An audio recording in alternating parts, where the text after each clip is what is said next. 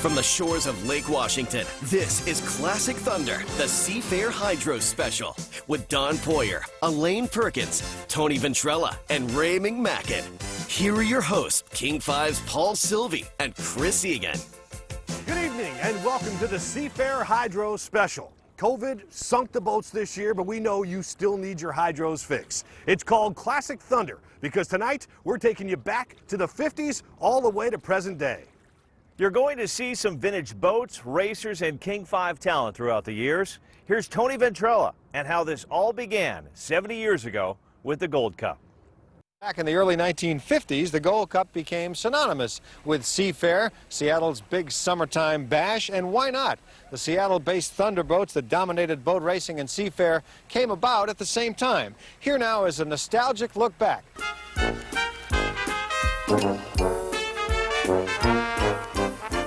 1951, Seattle celebrates its first century since a band of Illinois pioneers founded a settlement on the peaceful shores of Puget Sound. And there is cause for celebration. Business has never been better. Seattle is known worldwide for its aircraft production and an exciting new industry. Television makes its debut.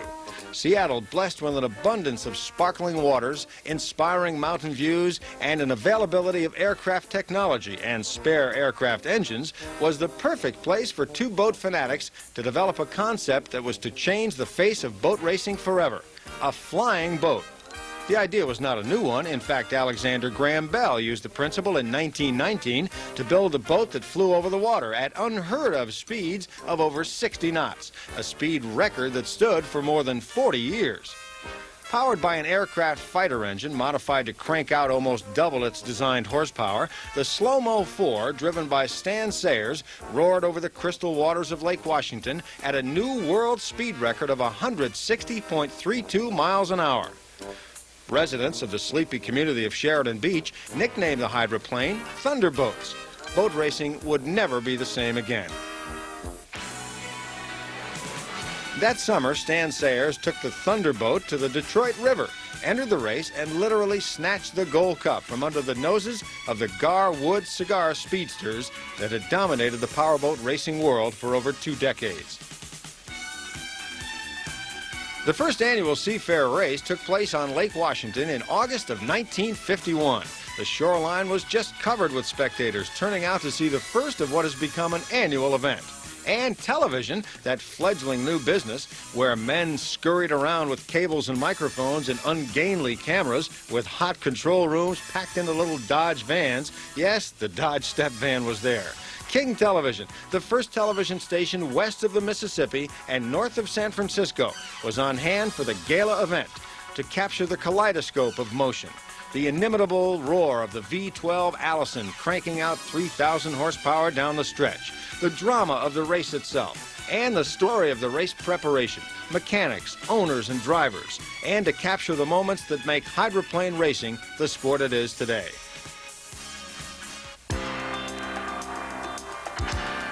In 1955, Lou Fagel was screaming down the backstretch at over 160 miles an hour in the Slo-mo 5. He hit a patch of rough water, bounced once, then twice, and then 3 times. First on one sponson, then another. The bow pitched up, and with full throttle driving the boat forward, 3 tons of boat and its driver flipped completely over, but landed safely. However, Lou Fagel never raced again. And Bill Muncey, the winningest driver in the history of hydroplane racing, at the start of Heat 2A in 1958, roaring through the south turn on the inside, traveling at over 135 miles an hour. The missed thriftway lost rudder control, and Bill Muncey at the helm, unable to steer, crossed 6 lanes of traffic, crashing full speed into a Coast Guard cutter, which promptly sank. Luckily, Muncey had only bruises and a cut on his foot. He bailed out 2 seconds before the impact. And who could forget the colorful Wild Bill Cantrell and the Gale 5, who in 1954, out of control in the south turn, blasted into the bank of Lake Washington, sliding up the shoreline and coming to rest in the middle of a lakeside party of race watchers. Again, no one was hurt. Yes, Seattle has a right to be proud of Seafair. The past 30 years have had some great moments. In the final heat of the 1951 Seafair race, Quicksilver disappeared in a geyser of spray, taking both driver and mechanic to their deaths.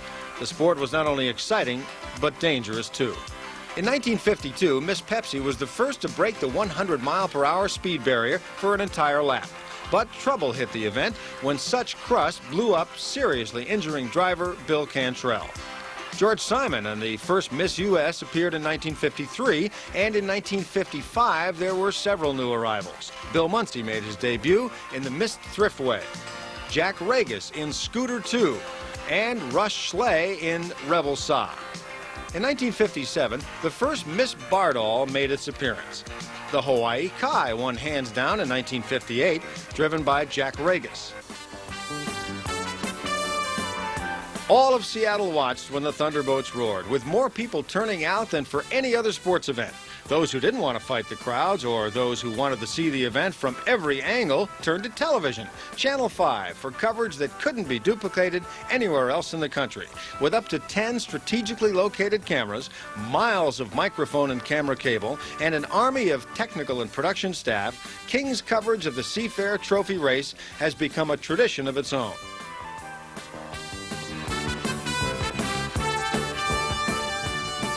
This year, when the Thunderboats line up for the starting gun, just think, it started way back in 1951, when Stan Sayers and Ted Jones got together and said, "Let's build a boat that'll fly."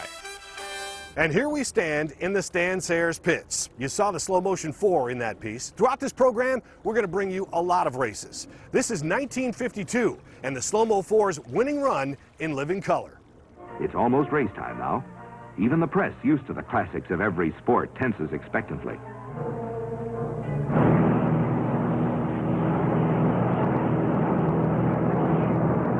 Only 4 boats left now as they swing into the rough north turn. Warning rockets leap as a roar and flash mark the exploding such crust. There's a tense moment as the speeding hydroplane swerves crazily, hurling Wild Bill Cantrell aflame into the water. 10 seconds and a Coast Guard rescuer grabs him. 4 minutes and he's ashore and safe. The Slo-mo 5 and Miss Great Lakes, Such Crust and the Pepsi. They're all dead in the water now from the unrelenting pressure and pounding, the murderous pace of the wildest Gold Cup of them all.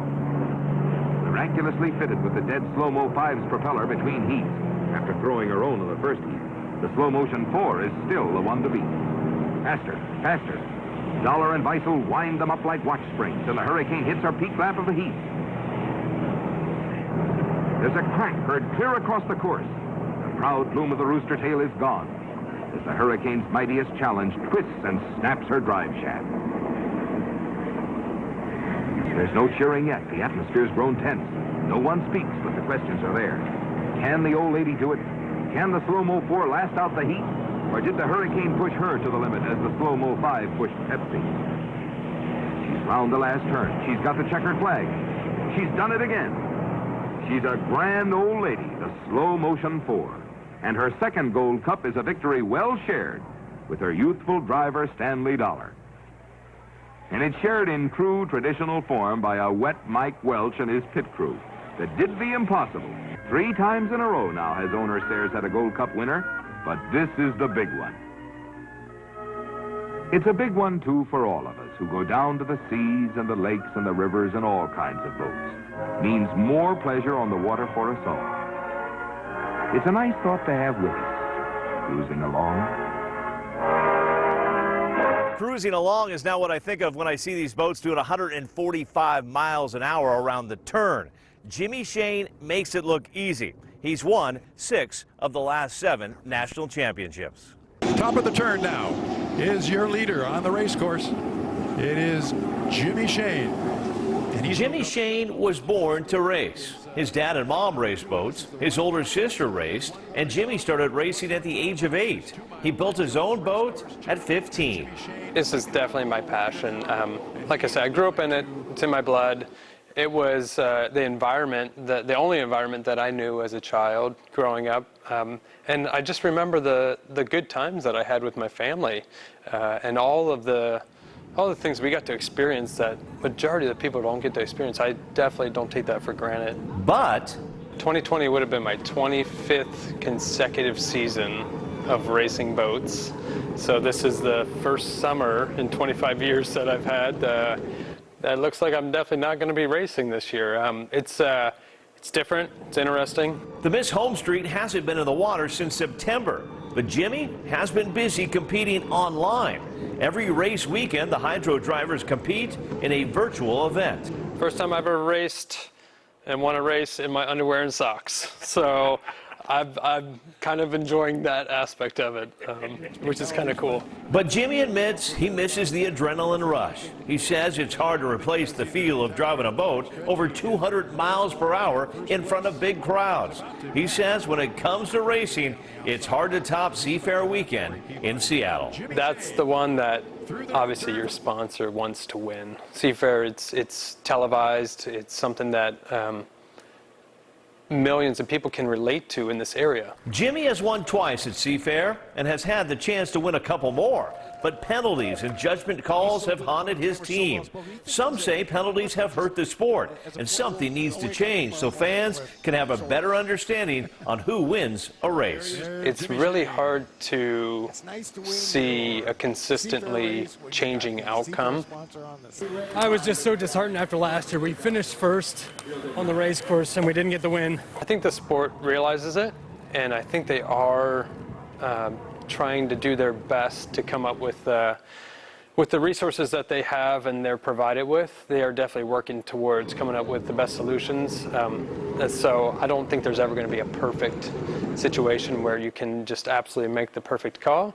But I think the sport's going to continue to move forward and try to advance and just get better. We're just getting started here on Classic Thunder. Coming up, the great Bill Muncey. We'll go around Lake Washington with Muncey and how he prepared for a Seafair race. And we'll talk with the man who passed Muncey, the all-time winningest driver, Dave Villwock. That's next. Oh, hell, he says. If they ain't booed you, you ain't done nothing yet. And I think the same thing happened to Muncey.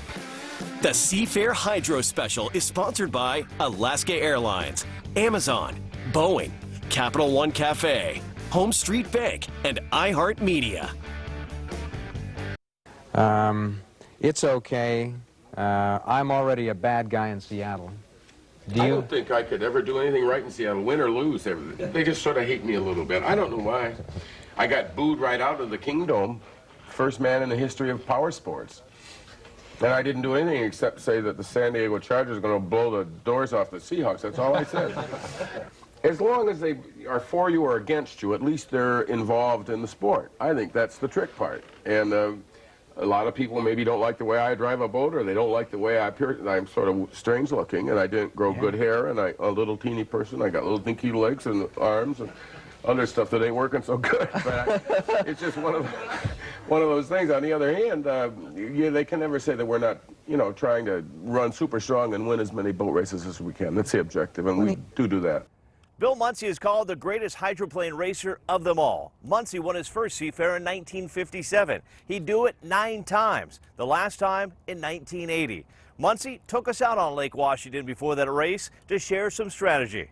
Here's Elaine Perkins and Don Poyer. We just spoke with Bill Muncey, and he said something kind of interesting. He was saying that because of the delay that his boat and the others in this heater are kind of a disadvantage. If something does go wrong, if something needs to be worked on, there's very little time to do that before the championship heat.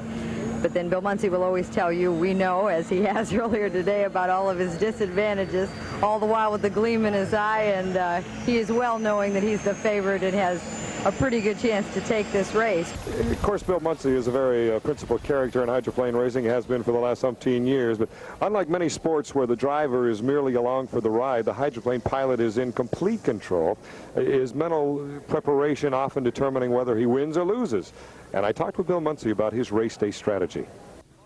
What about cornering? I know in the past you've always been known as hugging the buoys so well, better than any other driver. Are you still that kind of a driver in the corners? Well, when it's tactically in my interest, yes. When I think when it's good strategy, good racing, and I can move the field around a little bit, I'll do that, and so will everybody else. You know, they all know how to play the game as well as I do, and I'm not going to throw anything at them that they haven't seen, and they're not going to throw anything at me that I haven't seen. And for every move that I make, there's a counter move. And you got to be aware and make most of those moves. So if I am so fortunate just to break on top, I'll run a lane, and I know that I hope by the time I will make them labor their equipment to the ultimate and make them work as hard as they possibly can and go a lot faster than I think I'm going to have to go. Do you think you're becoming a more flexible driver, using more versatility?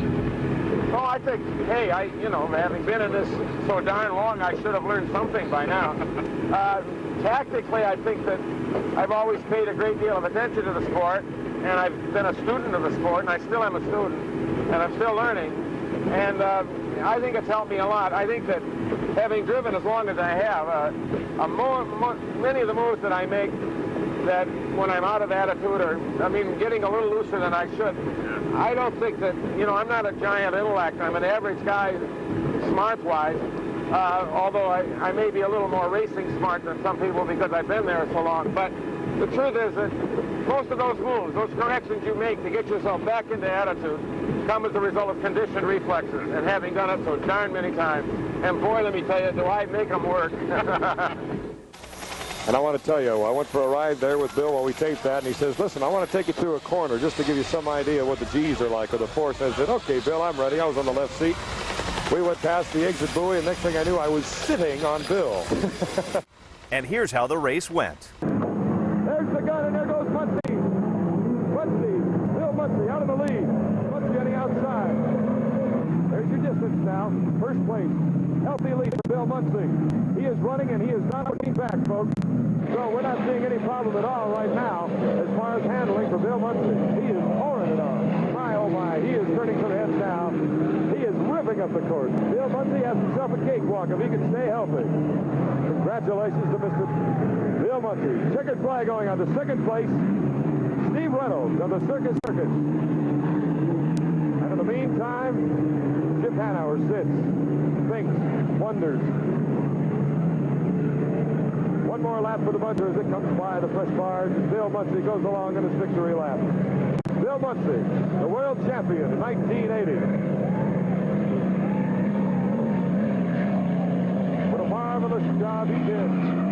Right from the start, he had the race under control. Not much of a challenge at all.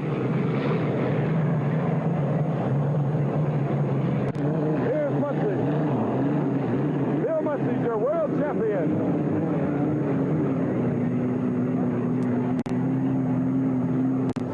Precarious at times, but it was a delight. Everything ran beautifully, and the engine performed strong, and man, we had a marvelous start. Everything worked just perfectly. While Muncey was the greatest racer all those years, the top owner was Bernie Little, winning a record 134 times over a 40-year career. In 1973, his Miss Budweiser, with Dean Chenoweth at the wheel, averaged over 120 miles an hour to be the first to do so. In the Seafair race that year, the boat came up just short, but what a race it was. It looks like the pay and pack will take, with the Budweiser, the lead on the start. Budweiser, Budweiser, Budweiser. Now slamming into the north turn, your leader on the outside, the pride of pay and pack. On the inside, the beer boat, Budweiser. In third place, Atlas Van Lines. In fourth place, not too far back, the Shaky Special. Mickey Riemann is your leader.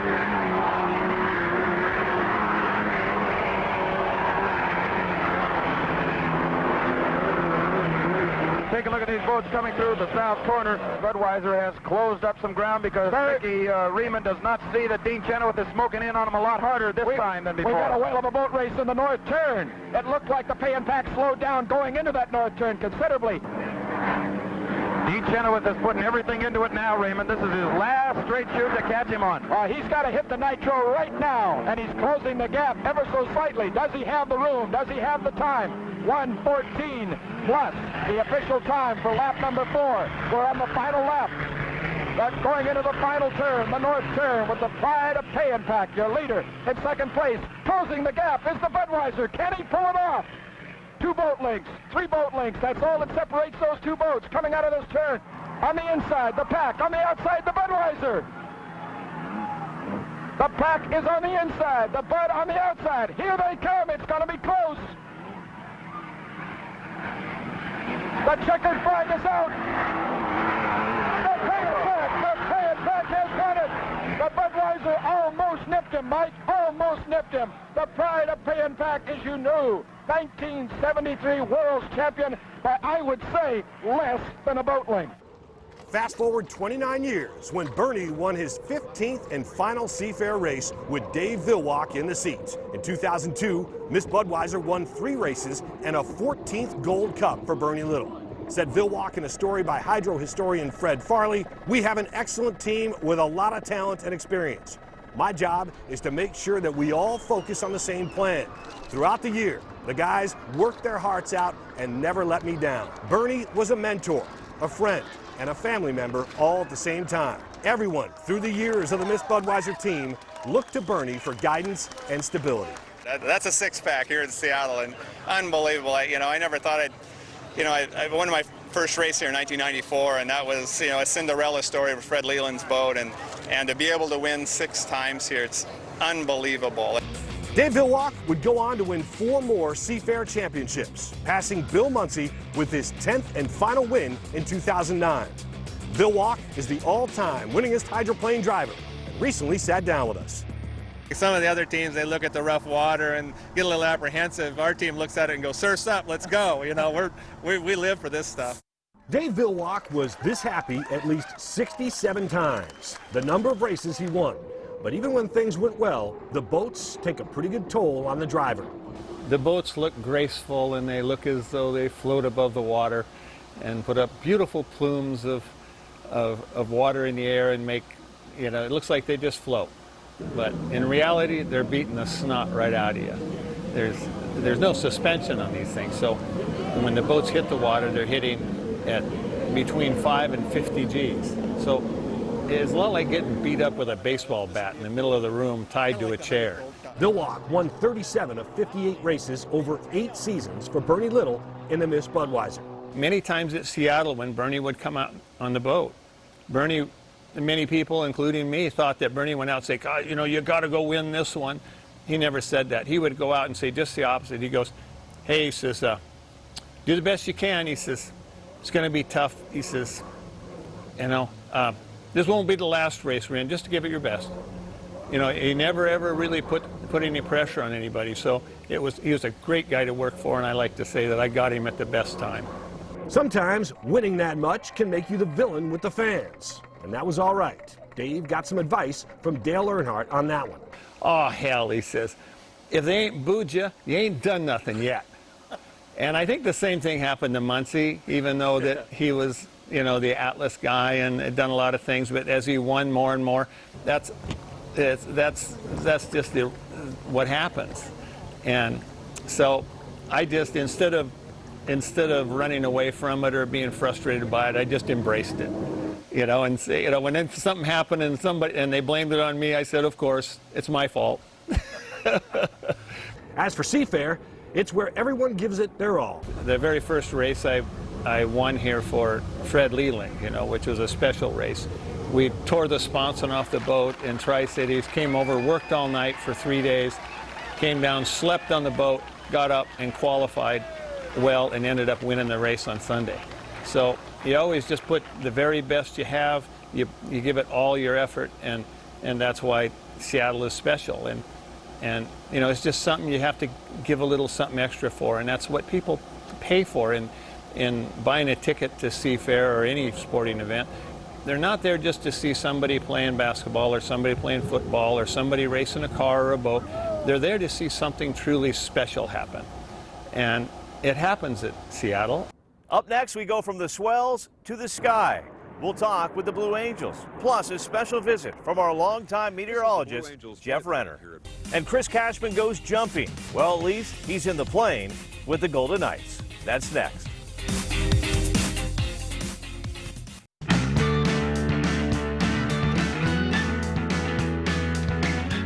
Many of the young people and Washington transplants probably don't know there used to be an old I-90 bridge before it collapsed. The West High Rise remains, and it provides a perfect view for the Blue Angels performance.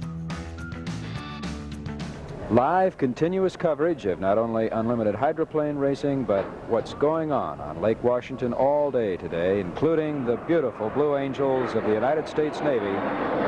Since 1972, the Blue Angels have performed in Seattle every year except for 3. The Boeing Air Show, always one of the most exciting parts of Seafair Weekend.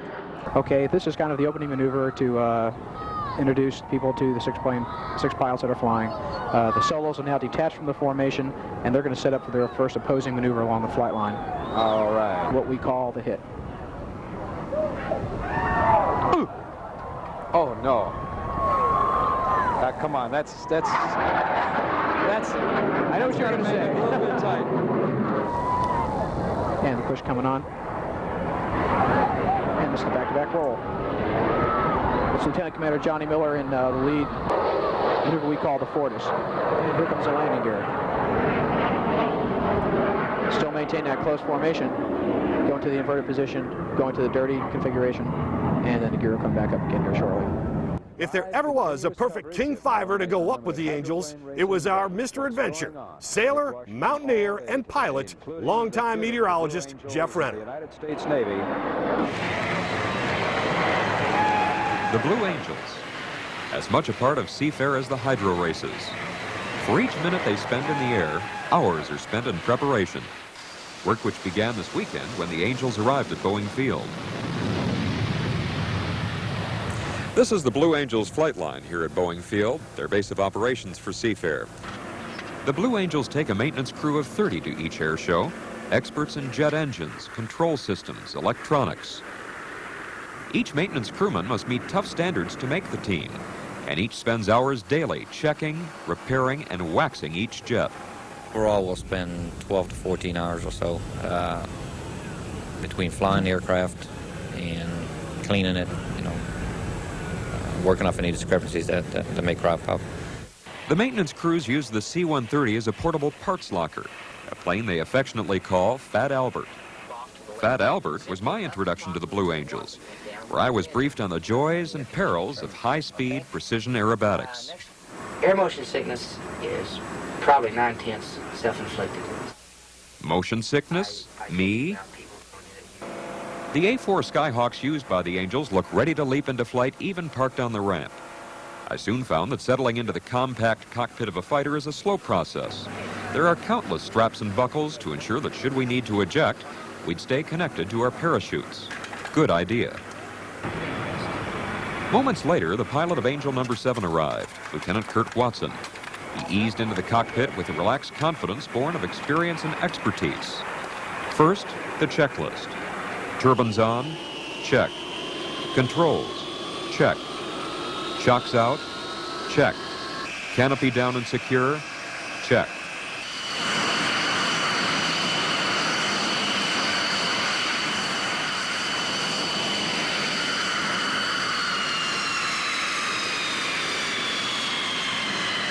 Speed comes quickly in a fighter. 100 knots, 120, 140, rotate. We're up.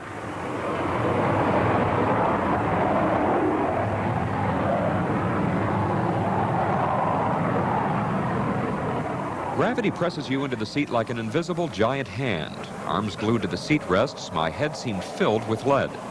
My reaction? Beneath my helmet glare shield, I was grinning from ear to ear. After demonstrating some show maneuvers, Lieutenant Watson invited me to try. My first roll, a little sloppy, but the second felt wonderful. All too soon, we were back at Boeing, setting down in a firm carrier-style landing. I had just one question. Where can I sign up for lessons? Now for the current edition of the Blue Angels, we take you down to Pensacola, Florida, where we caught up with the team's coordinator, Lieutenant Commander Adam Carrick.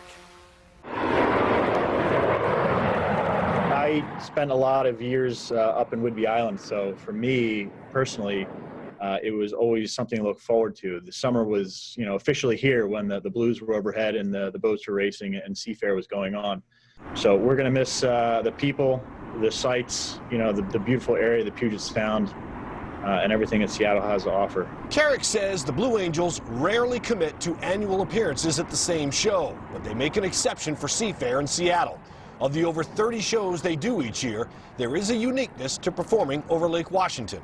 It's challenging. You have almost like a bowl-shaped area with Mercer Island there in the middle, and then you've got the city out towards the west. So there are some obstacles that make it a little more challenging than, say, flying in the desert, but it's so beautiful. We just enjoy flying up there, and the unique experience of having both ground-based observers and people out on their boats really makes for a wonderful show. Most of what fans see from the Blue Angels is their incredible precision in the air, but Carrick says they enjoy their work on the ground even more. Best part is meeting the people all over the country. That's really the greatest part about being a Blue Angel, is to inspire kids and inspire the next generation that'll take our places one day. With all the canceled shows this summer, the Blue Angels have had more opportunities to perform flyovers over various parts of the country. Carrick says those appearances have a way of lifting people's spirits. Flying over New York, Philadelphia, DC, Florida, up to Chicago, Detroit, you could see people out in their driveways, out in ball fields, out in high school fields, watching us go over. And for me, it was almost an emotional experience, because in that moment, you're all just Americans being proud of your country. While the Blue Angels do all their work inside the plane, another group prefers things a little looser. Here's Chris Cashman with the Golden Knights. Very exciting. It's a safety briefing. They're going... Sorry, I got a little excited. It's a safety briefing. Going over the plan. I'm going to need these, I'm told. Out of the gold into the black, once you're there, you never go back. Woo! The Golden Knights! Go back! We are the official aerial demonstration unit of the United States Army. This is the first show that I've been able to do in Washington State since being a member of the team. And being from Tacoma, it is a really great honor.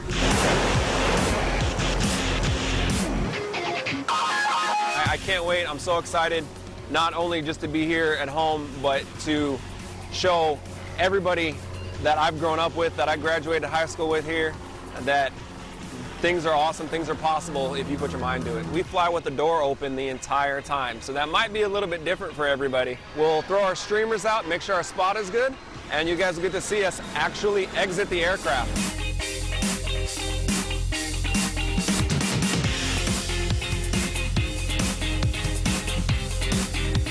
Still get a rush every time. It's very cathartic, to say the least. Yeah.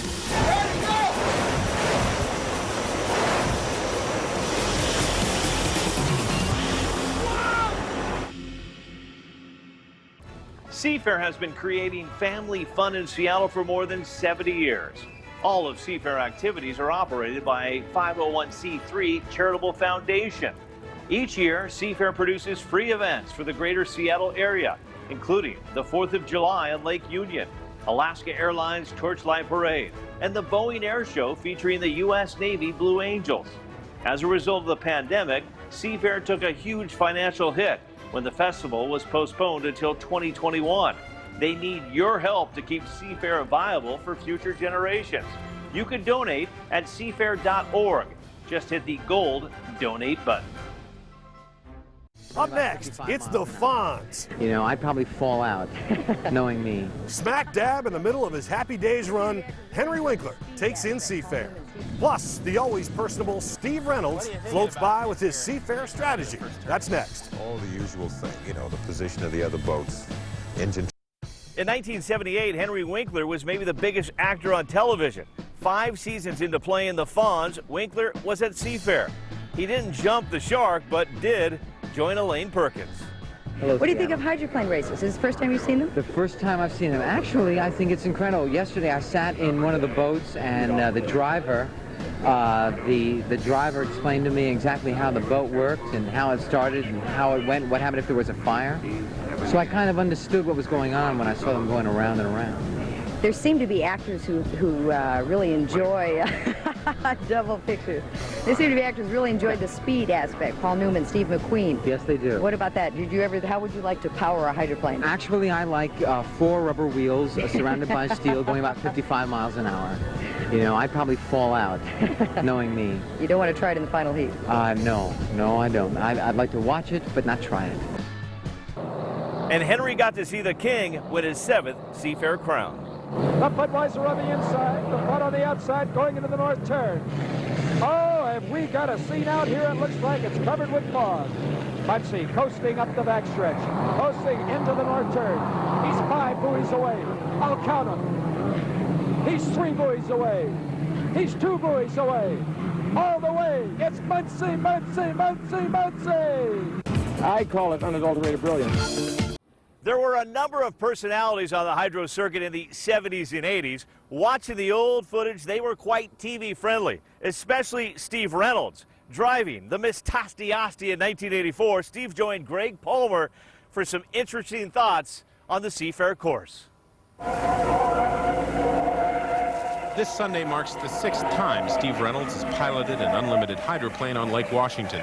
The Mercer Island native knows this course like the back of his glove, all of its subtle nuances. So we'll go out on the course in our boat, and you'll show us all the subtle nuances. Oh, yeah. Turns. Yeah, the old bit. Okay. Yeah. Well, where's your boat?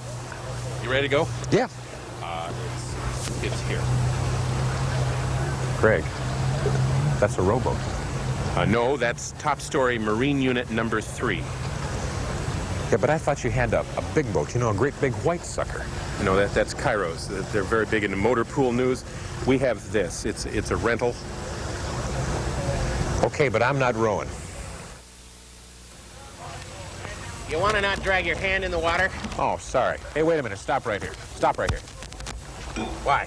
Well, this is where all the action starts. This is where it starts for the driver right here. This mean we're hardly out of the pit. Yeah, but this is where I do the old engine won't start routine. You know, will it start, won't it start? I play around with it for a while. Hanauer can be out there doing barrel rolls, but the crowd's watching me right here. And then right at the last minute, I kick it right in the tail and get the hell out of here.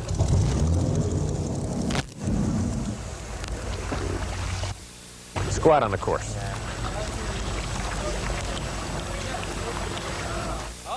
Well, now here's where we set up for the start. The start's a very important element of the hydroplane race. Now, sometimes it's the only element. Like those heats when all the boats break down. You got it. So what's going through your mind when you're milling around up here waiting to start? Well, I can't speak for the other guys. Me, I'm looking for the shore to see if the cops have towed my car away or not.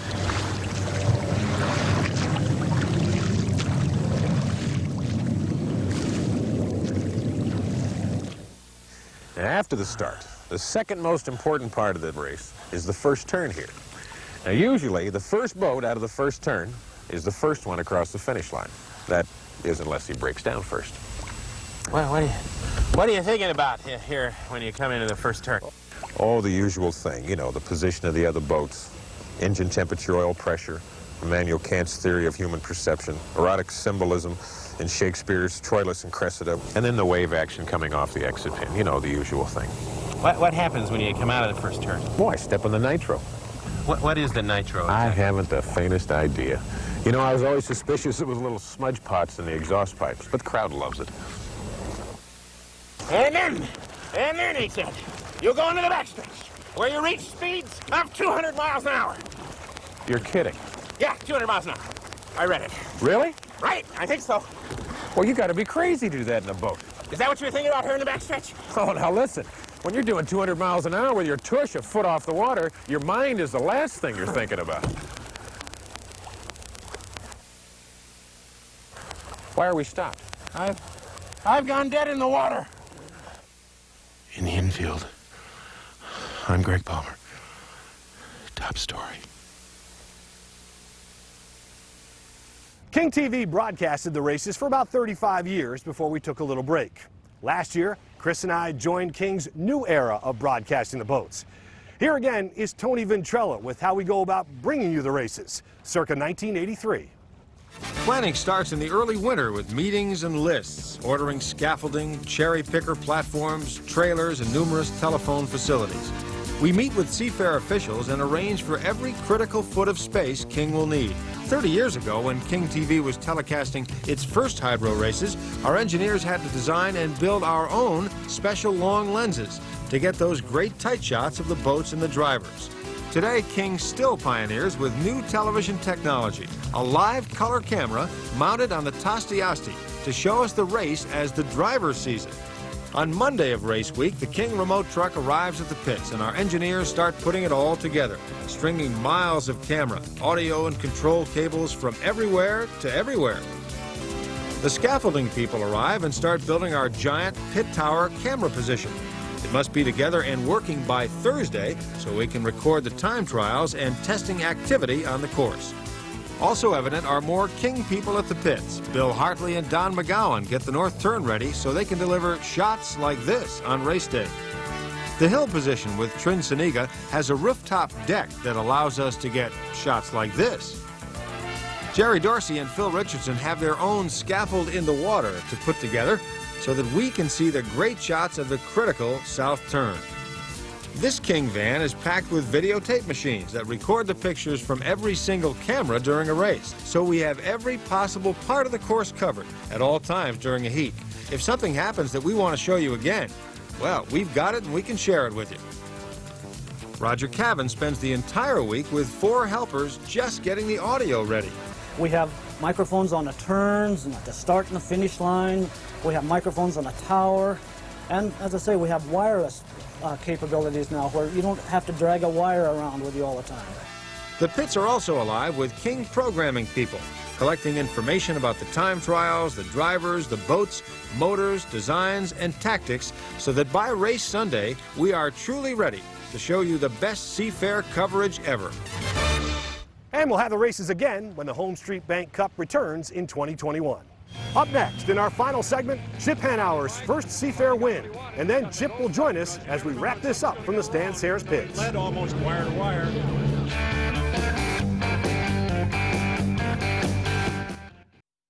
The Seafair Hydro Special is sponsored by Alaska Airlines, Amazon, Boeing, Capital One Cafe, Home Street Bank, and iHeartMedia.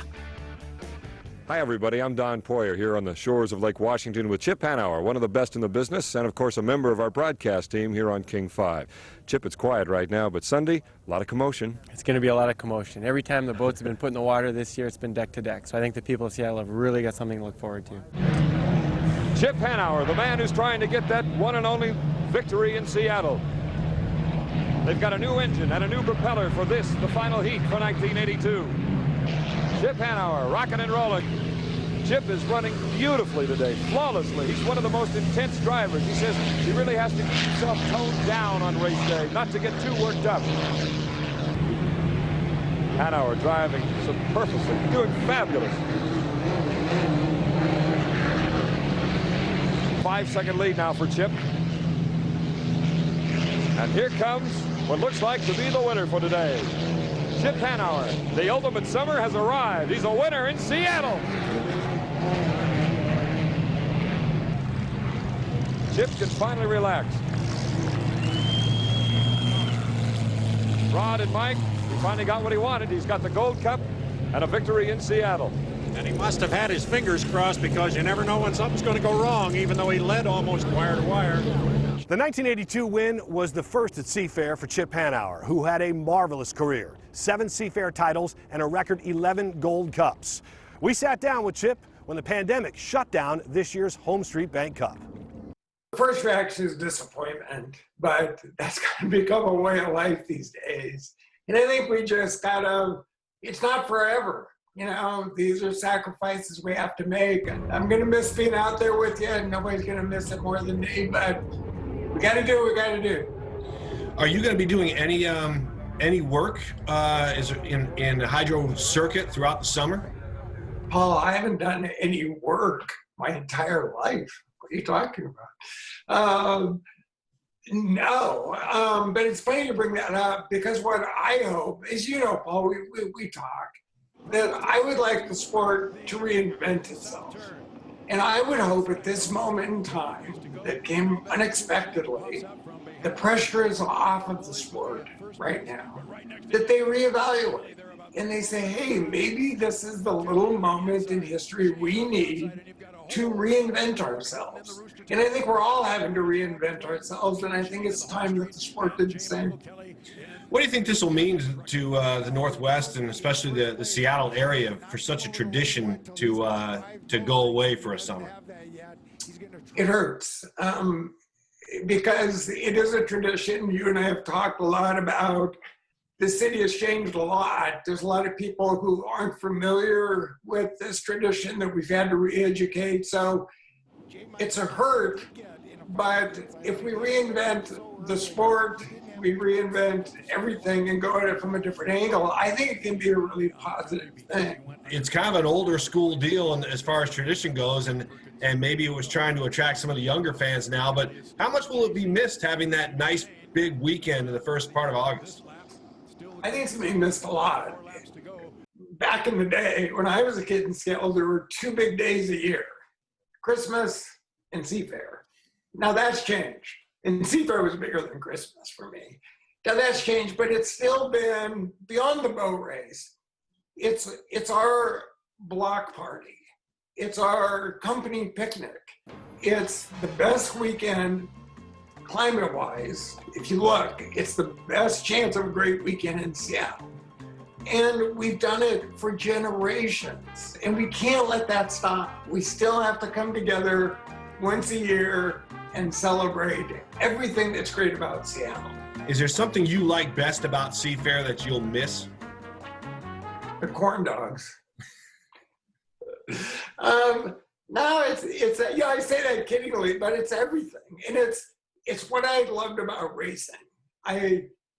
When I went to my first race, my father took me to a race, and the smell of the vendors and the people and the colors of the boats and the trucks and the cranes and the rooster tails, it's just this wonderful sensory stimulus, that really doesn't happen any other time in Seattle, where you've got Blue Angels, you've got the mountains, you've got the lake, you've got crowds of people, you've got yachts, you've got everything.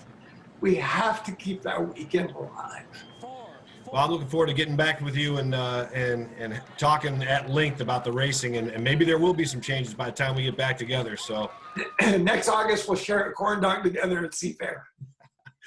Always good to talk with Chip, and yes, Seafair will be back in 2021. The Seafair Summer 4th on the 4th of July. The Alaska Airlines Seafair Torchlight Parade on July 31st. And Seafair Weekend featuring the Boeing Seafair Air Show. And the Home Street Bank Cup will be August 6th through the 8th. It's always fun to be down here in the pits, especially when this place fills up again next summer. And Chris and I will be here to cover it all for you. For Chris Egan and our producer Tony White for putting this whole special together, and for Rick Johnson for digging up all the great archive footage for this show, I'm Paul Sylvie in the Stan Sayers pits. Thanks for watching. Good night.